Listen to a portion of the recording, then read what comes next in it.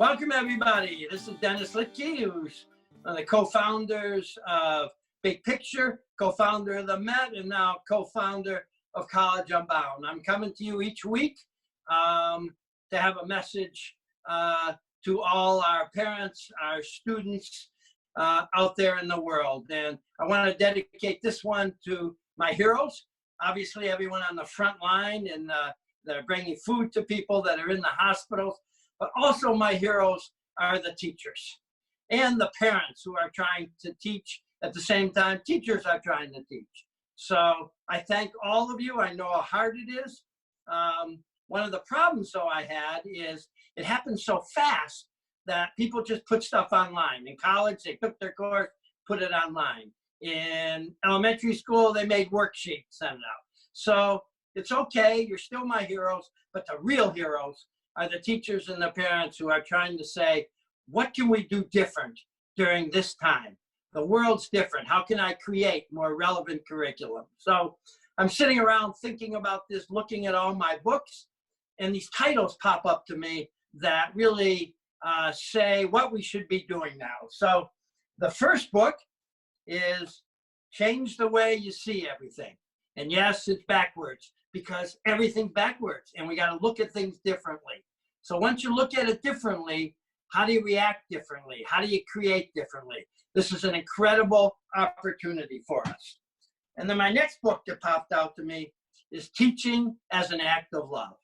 And it really is about love. It's less about specific content and what the students learn, but it's how you make them feel so they can keep on learning.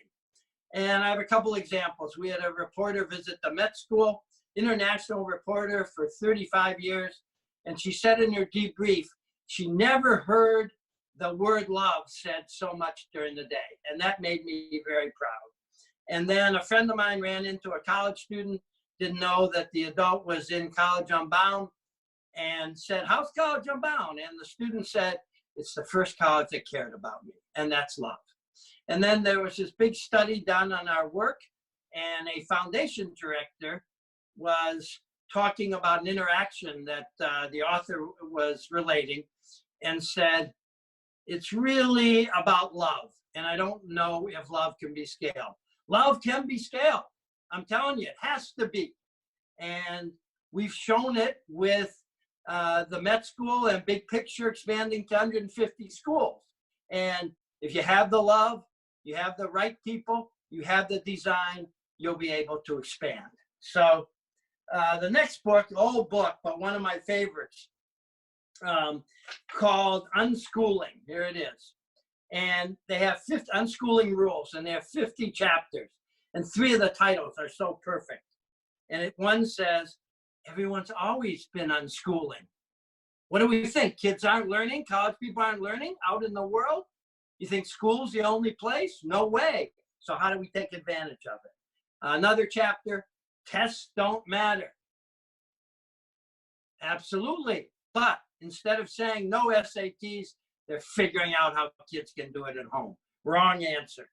And the third I love is, why shouldn't people in high school and college read what normal people read?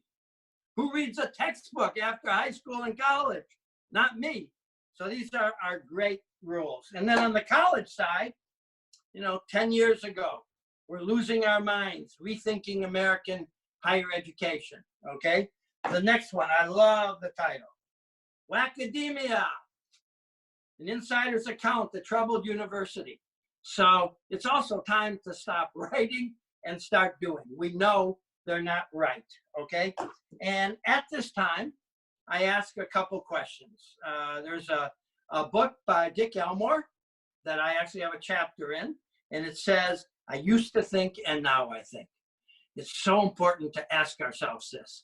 As a matter of fact, I did it with my staff today. What did you used to think and what do you think now? So it's important to do as individuals, and it's important to do with staff. How are we going to change? Because the world has changed. And none of this is easy. It's all a struggle. And my dear friend, Howard Fuller, who's been struggling for equity and freedom and good education his whole life, his book is no struggle, no progress. And then what keeps me going is another friend of mine who talked to me a lot about the title of his book. Tom Peters wrote Thriving on Chaos. So when I feel bad and feel down and things look out of control, I remember this title, Thriving on Chaos, and how do I do it? Take a step back and then thrive. So I'm just ending now saying to everybody, this is time. It's time to go out and do stuff. We have an amazing opportunity. That's why I wore my shirt that said, no excuses, no excuses. We got to get out there. Life was never normal. We talk about the new normal. Who knows? This is what our life is. And I'll end with a great quote by Winston Churchill.